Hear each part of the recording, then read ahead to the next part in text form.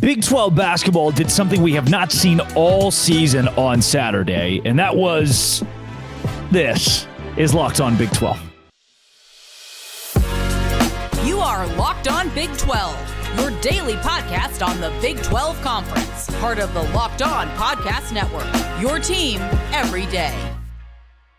It was normal. For the first time this year, Big 12 basketball was shockingly normal. Happy Monday, everybody. Welcome to Locked On Big 12. I'm Drake Toll from ESPN Central Texas. Thanks for making Locked On Big 12 your first listen every single day. How was your weekend? To give you a brief recap on mine, I got dreadfully sunburned in Tampa, Florida. I met John Cena and watched the Party Animals beat the Savannah Bananas 3 games in a row. So here we are, excited to talk Big 12. I'm even more pumped to talk Big 12 because as I was watching these banana ball games, I was like, oh, I got to check on these Big 12 scores. And since can I get kind of personal here?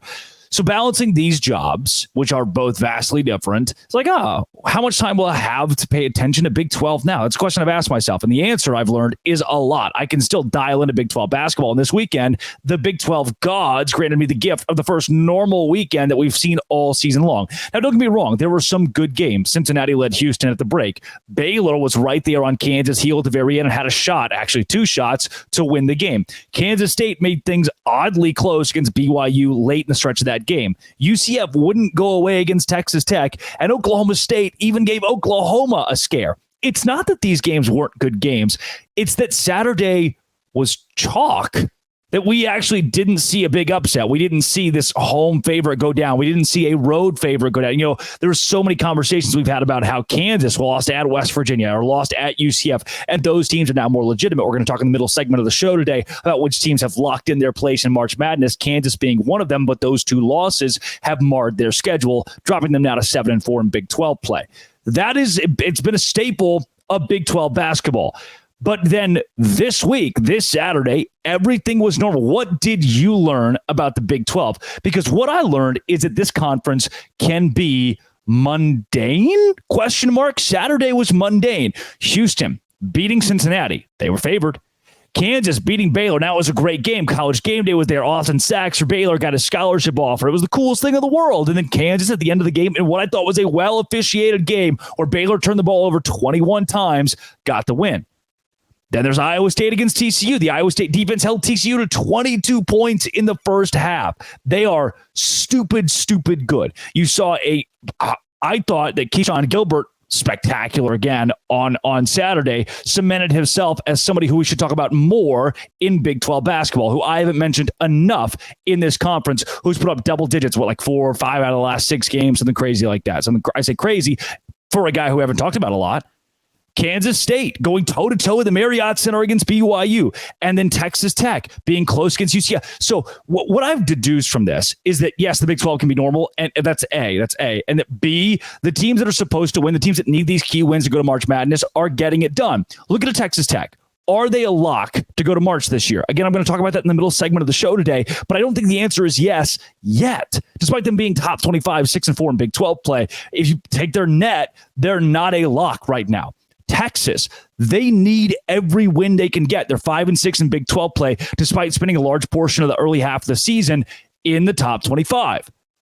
For an Iowa State, I think they're a lock for March Madness. These wins aren't going to hurt. And for TCU, you need to start winning games now. Otherwise, this isn't going to happen. We are 37 days away from March Madness. Yeah. Lock in. 37 days away from March Madness. And now you have teams like TCU that look up and say, ooh, we thought that we were in a pretty good spot to make it, but now it varies. It's varying week to week in this conference for each team on whether or not you're going to make the tournament. And we are close enough to the tournament to start making that a point. What else stood out to me this weekend? Yves Missi for Baylor, 21 points, 8 rebounds, is one of the best freshmen in the country. As for Houston, Juwan Roberts, that team is Houston is the best team in the Big 12. Yeah. It would be tough for any of you to argue it. They are number 1 in the country in so many, like from a Ken Pom to a net. Houston is the best basketball team in the Big 12. I still think in a March Madness, in a tournament format, Kansas has a better shot to go further. Why? Houston has depth. Houston has 7 pieces that I'm pretty confident in. Kansas does not. Kansas, at a point the season before Furphy really stepped onto the scene, had, to me, 4 pieces. Yeah, that felt right. But now, with as good as Furphy has been, they have the best starting 5 in the Big 12. Their starting 5 is better than Houston's starting 5. So you say, well, that doesn't make sense because Kansas has a better starting 5, but Houston has 7 good players. What I have learned recently, especially about March Madness, even in watching that Baylor team I was in person watching that in Indianapolis in 2021, is these teams that are winning national championships are built so much more on an elite starting 5. I need you to be good for 2 games in a weekend. I need those 5 guys to go 37 minutes for 2 games in a weekend. And if you do that, you can win March Madness. If I've got 8 elite guys, I can't put 8 on the floor at one time. I think Kansas starting 5 carries them further than Houston. Do I still think Houston's the better overall team? Yes. And they continue to prove that. A win on the road against West Miller and Cincinnati is not something to scoff at. That's a Cincinnati team that still has March Madness aspirations despite being 4-6 in the Big 12. They sit right now needing every win they can get, and they were up at halftime with this one. Houston showed gall and guts to hold Cincinnati to 62 points and get it done. What else we got? TCU's got to start winning fast. Iowa State's defense locked down again. Again, 22 points in that first half of the Horned Frogs. Not going to cut it. If you want to go to March, start winning quickly. For Kansas State, same deal. If you want to be a participant in March Madness, the wins have to come soon for Jerome Tang and company. And I think there's a better chance that Jerome Tang does leave Kansas State if they miss March. Gun to my head today, will Kansas State lose Jerome Tang at the end of the season? No, I don't think they will. Does he deserve to leave? Yeah. We've talked about this from the administration, from how he's been treated by the administration, from how the entire first half of the season went for him. I wouldn't be shocked if he's unhappy with his bosses. The fan base, great. His team, gutsy. Arthur Kaluma, Big Art was finally good against BYU. But every win's going to count down the stretch. They need to make March to keep things settled in Manhattan. For BYU, I don't know, man. I for as much crap as we gave the BYU offense or the BYU defense because the offense was so good but one-dimensional, they have just put everything together and now sit at 5-5 in Big 12 play, which isn't flashy, but they deserve to be in the top 25. And they at 17-6, they have proven everybody wrong. Texas Tech and UCF, you're in that same boat, in a similar boat to Kansas State, in a similar boat to TCU. You've got to start winning now. I don't think UCF's out of the fight altogether. But, man, it's going to take a legendary run. You have to finish above 500 in Big 12 play now if you're UCF to make the tournament. West Virginia, Oklahoma State, you're both out. There's not much there. I don't know if I learned anything about Texas. West Virginia just has put on some of the sappiest just pitiful performances that we've seen in college, in not just the Big 12, but college basketball from a Power 6 school this year. And they did it again in Austin on Saturday. And then Oklahoma, they can keep struggle busing. They're going to make March. They're not actually in my locks for March Madness right now, which I have numbers to back up, but they will make it to March, especially the way that Jalen Moore is just dominating. That dude's fun to watch play the whole basketball thing and was great again on Saturday, 66-62 over Oklahoma State. Hey, close wins are still wins. Coming up, how about the Super Bowl last night? You see that? Let's talk March Madness and my sunburn. This is Locked On Big 12, part of the Locked On Podcast Network, your team every day. Today's show is brought to you by LinkedIn Talent Solutions. LinkedIn Talent Solutions is where I go all the time when I need help with my small business. Look, this is a business. Locked On Big 12 is a business, and I constantly need an intern to help out with social media posts and being able to be on the forefront of every game that happens in this conference. You got to check out LinkedIn Jobs when you need help making a hire. LinkedIn isn't just another job board. They have a vast network of more than 1 billion professionals, which makes it the best place to hire. Gives you access to professionals you can't find anywhere else. Hiring is easy when you have that many quality candidates. So easy that 86% of small businesses get a qualified candidate within 24 hours. They know that you have so much on your plate. You're wearing so many hats. They make the process easier. They launched a feature just recently that helps you write job descriptions, making this quick. 2.5 million small businesses use LinkedIn for hiring. Post your job for free at linkedin.com/lockedoncollege. linkedin.com/lockedoncollege to post your job for free. Keep in mind that terms and conditions do apply.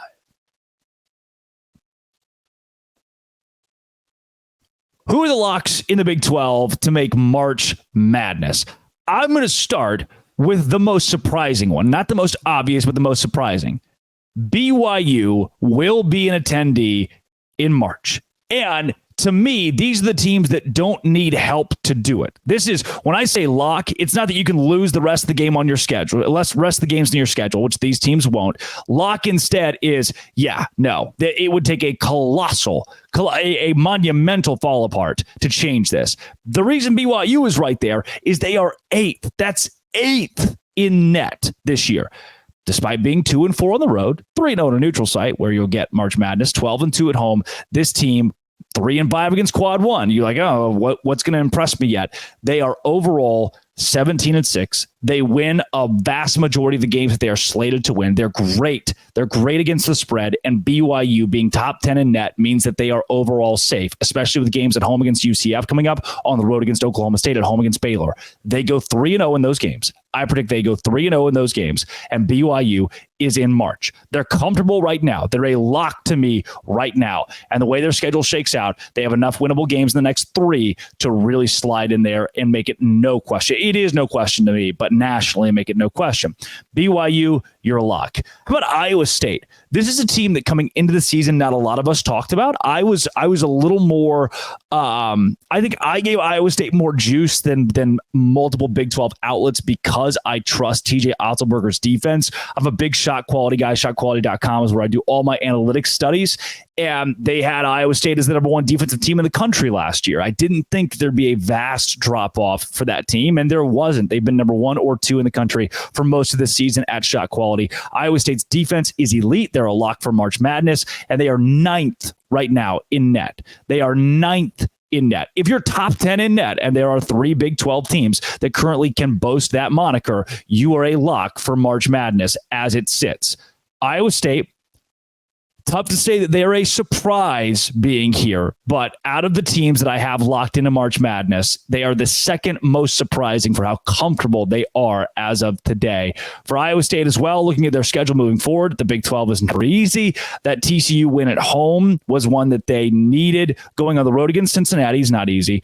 Texas Tech's a top 25 team. Houston on the road. Those 3 are tough-ish for what the Big 12 is, right? The Texas Tech game at home, you should win. The game at Cincinnati, you should win. The game at Houston, you will lose. If you go 2-1 in this stretch, that puts you in a great spot facing West Virginia and Oklahoma at home, UCF on the road. I think Iowa State will get at least 5 of their next 7. And again, one of the reasons I think they're a lock, schedule coming up, top 10 in net. How about, and look, this one's not surprising. These next 3 aren't surprising. How about the Houston Cougars at number 1 in the country in net, 21-3 overall. Houston has been the darling of the Big 12 this season. Again, I think Houston's the better team than Kansas. They have more depth than Kansas. Kansas has 5 guys. Houston has 7. I don't know if that's going to play in March as well as most people predict, but after a road win against Cincinnati, Houston is on an absolute tear. The only loss since January for them came against Kansas on the road. That's 78-65 loss, which it's Allen Fieldhouse. They get Texas at home. That's a win. Iowa State at home, likely a win. At Baylor, the Bears have not been nails. At Foster Pavilion, they can win that game. At home against Cincinnati. At Oklahoma, at UCF, at home against Kansas. There's a way that Houston wins out. Again, Texas at home, it's a win. Iowa State at home, it's a win for Houston. Baylor on the road, that's a good. You got a good shot at a win there. It's Cincinnati at home, that's a win. At Oklahoma, win. At UCF, win. Kansas at home. Houston will finish the season with 5 or fewer losses. The regular season with 5 or fewer losses. They sit at 21-3 right now, and they are dominant. They're a lock for March Madness. Kansas, you're right there with them. 12th overall in net, feels lower than they probably should be, but it's an algorithm that I don't own. I didn't make net. The win against Baylor was big, 64-61, to fend off a team that gave you so many fits late. And now you get a tough stretch at Texas Tech, at Oklahoma. Those 2 road games are not going to be easy. Texas at home, BYU at home, you're going to win both of those. But if you go 2-2 in this next stretch, you start to think, where is Kansas seated? You're a lock for March. Where are you seated? There are teams like Kansas State that are playing every game to make it to the postseason. For Kansas, it's playing every game to put yourself in the best position that you don't face overly physical SEC or Big Ten or Big East team in round 2 and can give yourself a little bit more breathing room. Right now, Kansas is in a spot. If they finish the season, if they can in their next at Texas Tech, at Oklahoma, Texas, BYU, Baylor on the road, Kansas State, and Houston, you win 5 of those games, we can still talk about the possibility of Kansas being a 1 seed, depending on what they do in the Big 12 tournament. That wouldn't be, look, they sit in the top 5 right now in the country. They're not only a lock for March, but they're right there with the possibility of locking in a top spot.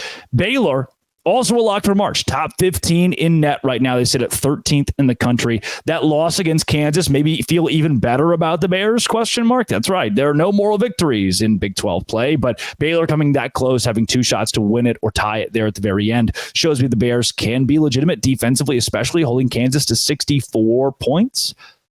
21 turnovers is not good. That's not going to win you a lot of games. You missed 2 tying 3-pointers. That's not going to win you a lot of games. I still can't get that taste from the TCU game out of my mouth for Baylor, but they're still a lock for March. So your locks for March Madness are Houston, BYU, Iowa State, Kansas, and Baylor. Teams that need to do a little bit more. Oklahoma 30th in net, Texas 33, Cincinnati 34, Texas Tech 37, and TCU 41. Those teams still thick in the hunt. Oklahoma, Texas, Cincinnati, somehow Cincinnati right there. You can breathe just a little bit. You can afford a couple more losses. Texas Tech, TCU, despite even Texas Tech being in the top 25, you need a little more juice, a little more oomph. UCF sits at 66 in the net. Kansas State at 76. I don't know why Kansas State's so low. I feel like they should be so much higher than 76th, but their odds of making March without a few key wins here late are not very good. So they're your locks. They're your teams in the middle, and everybody else you're kind of outside looking in right here, especially in Oklahoma State or a West Virginia. This is Locked On. Gary Patterson's back in the Big 12 with old rival Baylor. Locked On Big 12, part of the Locked On Podcast Network, your team every day. Hey, the Super Bowl was last night, thanks to FanDuel. FanDuel is where I go to make money, and it's where I made money last night betting on Super Bowl props. The betting is not over. You can still get $150 in bonus bets with any winning $5 bet that you place right now. Go in and say that Kansas is going to win the basketball game tonight. Put $5 on it. If you do that, you can win $150 in free play. Bet on all your favorite NBA players and teams with quick bets, live same game parlays, exclusive props, and more. Visit FanDuel.com/lockedon and shoot your shot. FanDuel is great. It's like my passive income. It is great. Easy. There's an app. Beaut. FanDuel, official sports betting partner of the NBA.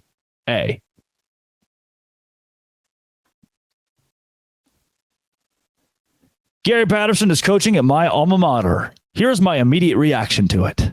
I have to dance a little bit on some graves and tell you why I am so happy that Gary Patterson is back in the Big 12 and that Gary Patterson is at Baylor, the longtime rival of Gary Patterson. He hated Art Briles. He hated Baylor. He probably hated Art more than Baylor, but now here he is as an assistant coach on Dave Aranda's staff. The official title is senior consultant. 2 things with this. 1, I told you in November that Gary Patterson would return to college football as a coach in the Big 12. The reason that I deduced that was I had a source that talked about how Houston and other locations had already been in at least talks, not interviews, but phone conversations. Other schools, phone conversations in this conference with Gary Patterson about roles like this and also head coaching roles. Those didn't go anywhere until now. I predicted that Patterson would be in the Big 12 as a coach. I thought it would be a head coach, but I at least knew he'd be back in the game because of what I had been told by numerous sources who were very close to him. He's a normal dude. He actually is pretty communicative. And I actually, there was somebody else in Big 12 media who called my boss to try to get me fired that week because they said that the information was so reckless, outlandish, irresponsible. And here we are. I have a job and Gary Patterson has a job as well. That is, I tied myself to the Gary Patterson train because I think the most legendary coach in TCU history, one of the best to do it in the Big 12, should still be on the sideline somewhere, and now he is at Baylor. That's point one that I'll make with this. Point two, this is a beautiful move, not just by Dave Aranda, but by Mack Rhoades, the athletic director, to allow it. Baylor's in a spot that Dave Aranda is not a very good head coach. We know that. Dave Aranda is not a very good head coach. He is bringing in like Spavital as offensive coordinator or Patterson in this role, other guys who have been head coaches who are probably better leaders of young men. Okay, a better representation of a coach that can induce a fire in a young man. Dave Aranda cannot. He cannot. I have talked to players inside Baylor football, and they are not very married to Dave Aranda.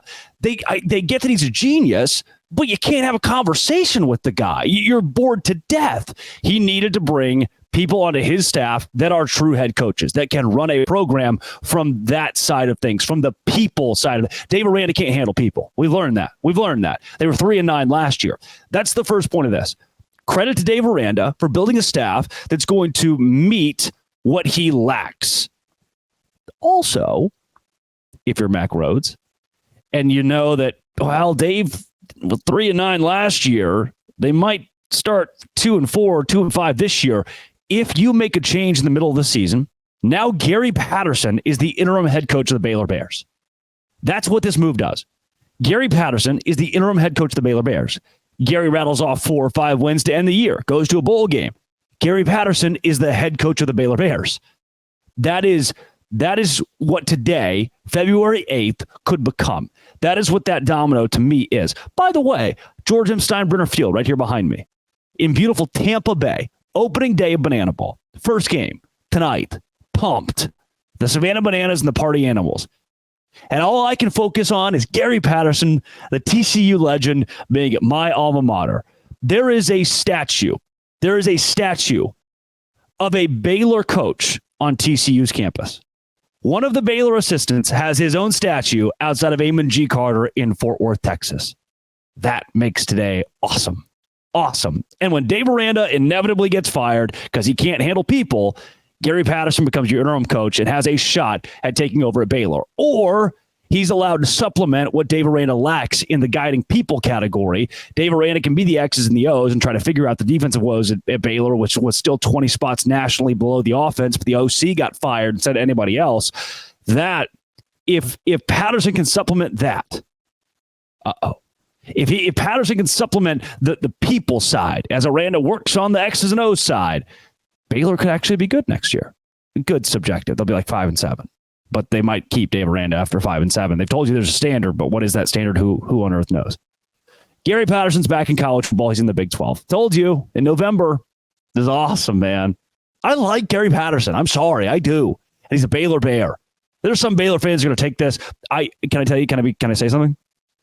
I think the CAB Baylor fans, the ones who like paint the nails, wear the shirt, the insane ones. They're insane. They're nuts. They're nuts. The ones that won't give it up, that won't let it go and just move on. They probably hate this. Another terrible move by the organization. Fire Mack Rhoades. He would hire that POS Gary Patterson. Read a book. Open your mind to being happy, like enjoying life a little bit. If you think this is a bad move and you're at Baylor, you just got a head coach that won 200 games at TCU. Like this dude's stupid good at doing the football coaching thing, and your current head coach is not. I'll take anybody at this point. That was my immediate reaction to Gary Patterson being at Baylor University. They have a statue of the guy at TCU. Crazy, man. Dave Aranda will get fired. I still think that. I just do. He's just not very good at winning the football games. Stinks, doesn't it? I as a fan like when teams win football games that I like. So sorry. Some of you must die. That's a risk I'm willing to take. This has been It Always Will Be. Come back tomorrow. We'll break down some of the basketball games tonight and more in expansion, actually. Some more news is kicking up in expansion that I think we should be paying attention to. Locked On. Thanks for making it your first listen every single day. Dose Grande.